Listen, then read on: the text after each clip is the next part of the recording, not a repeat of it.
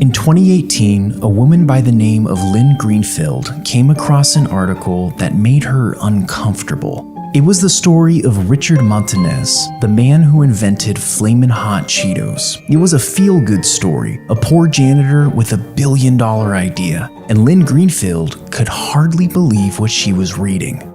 Richard was a hero, and not just because he invented Flamin' Hot Cheetos, but because of the inspiration he gave to the millions of people who heard his story. His legacy was a viral sensation, and this made her uncomfortable. You see, Lynn Greenfield isn't just some negative person hating on a good story. She's the real inventor of Flaming Hot Cheetos. After this discovery, Lynn Greenfield contacted Frito-Lay to set the record straight, and this started a chain reaction that led us to where we're at today. But before we go any further, you need to be familiar with Richard's side of the story, and let me warn you, it's heartwarming. In the 1980s, Richard Montanez was a janitor at a Frito-Lay plant outside of Los Angeles. Roger Enrico was the CEO at the time, and he sent out a company-wide videotape encouraging employees to take more initiative and to act like they were owners. Now, while most employees just brushed this off as corporate fluff, Richard took it seriously. He was at a local grocery store when he found himself studying the Frito-Lay products on the shelves. He noticed they were all plain and lacking real flavor, and that's when the idea hit him. The time had come to do a chip with some heat, some real spice. He snagged some plain Cheetos from the factory, and he and his wife worked to get the perfect mix of spices until he found the ultimate concoction. Richard had created the first Flamin' Hot Cheeto in his own kitchen. He jumped on the phone and called the CEO, Roger Enrico. Now, the secretary was a bit confused by a janitor calling for a CEO, but surprisingly, she sent his call through. Enrico loved the idea. He told Richard he'd be at the plant in 2 weeks and asked him to prepare a presentation for the executives. Now, in Richard's own words, he couldn't read or write very well, and he had no formal business knowledge, but that wasn't going to stop him. He went to the local library, studied marketing concepts, and prepared 100 plastic baggies with his Cheeto invention. On the day of the presentation, Richard stepped into the boardroom. Here I was, a janitor, speaking to some of the most highly qualified executives in America. The presentation was going much better than he expected, but just as it was about to end, an executive asked him how much market share his invention could get. Now, Richard had no idea what market share meant, so he spread his arms wide and said, "How much market share?" Richard's invention turned out to be one of the most successful products in Frito-Lay history, making the company billions of dollars. He quickly rose through the ranks, became an executive, and went on to give many public speeches about his story. He has written multiple books and has a feature-length movie coming out about him. And then the internet made Richard a viral sensation, which ultimately led to an article that came across the eyes of Lynn Greenfield.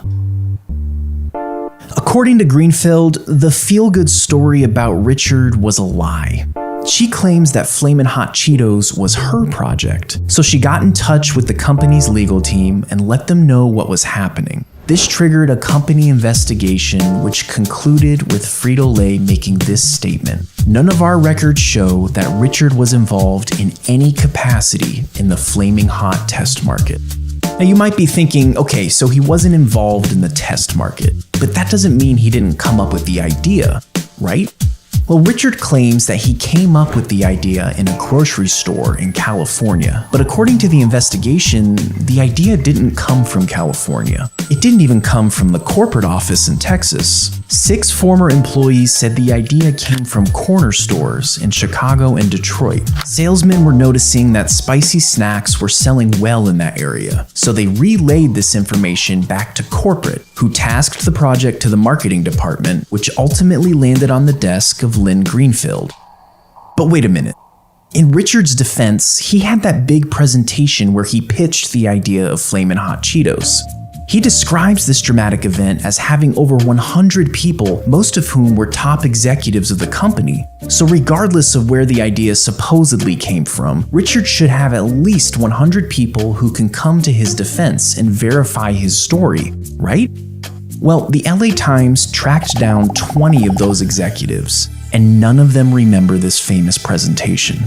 One former project manager was recorded as saying, "If that story existed, believe me, we would have heard about it." Now, for the sake of the argument, let's assume that these 20 individuals just have terrible memories. Maybe this presentation did happen, but Richard exaggerated a little, making it seem more dramatic than it actually was. I mean, the man was writing books and giving speeches. It's understandable that he might fluff this up a little.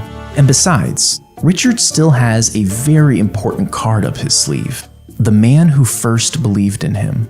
The former CEO, Roger Enrico, is a main character in Richard's story. He's the one who sent out the company-wide videotape that inspired Richard. He was the CEO who accepted the call from the janitor. He was the one who planned the famous presentation, and he's the one who approved the development of Flamin' Hot Cheetos. In Richard's latest book, he mentions Roger Enrico by name 60 times. So regardless of these other inconsistencies, Richard has the former CEO as his alibi. But there's just one problem. Roger Enrico wasn't the CEO at the time. His career with Frito-Lay started in early 1991, and this was 6 months after Flamin' Hot Cheetos were already developed. Enrico passed away in 2016 without ever mentioning Flamin' Hot Cheetos publicly. Now, the evidence is clearly stacked against Richard at this point. At the conclusion of the investigation, Frito-Lay came out with this statement: "We value Richard's many contributions to our company, especially his insights into Hispanic consumers, but we do not credit the creation of Flamin' Hot Cheetos or any Flamin' Hot products to him."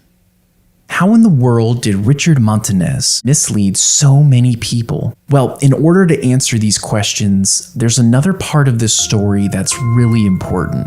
Do you remember when Richard said he called up the CEO, Roger Enrico, to pitch him his idea, and supposedly the secretary actually sent his call through? Well, that phone call actually happened. This is that secretary. Her name is Patty, and she vividly remembers Richard calling, but she says this happened in 1993, after Flamin' Hot Cheetos were already on the shelves. So if that were the case, if Flamin' Hot Cheetos were already developed, then what was that phone call about? This is where the story gets even more complicated. The LA Times found a newspaper article about Richard from the early 90s. This was while he was still a plant worker. And the article said that Richard had developed a new snack that was aimed at the Hispanic market. It goes on to say that he even tested recipes and came up with a marketing strategy. Sounds pretty familiar. Well, the article goes on to tell us the name of the product that Richard developed: Flamin' Hot Popcorn. This snack hit shelves in March of 1994 as an extension of Flamin' Hot Cheetos.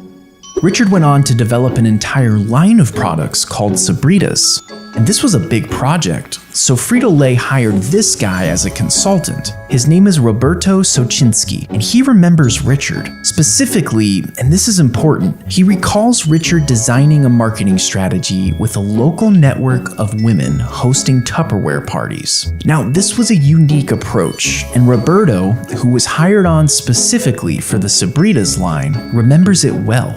Richard talks about the Tupperware parties in his book, but as you might have guessed, he says it was for Flamin' Hot Cheetos. You might be starting to see a pattern here. There seems to be a lot of little nuggets of truth in Richard's story.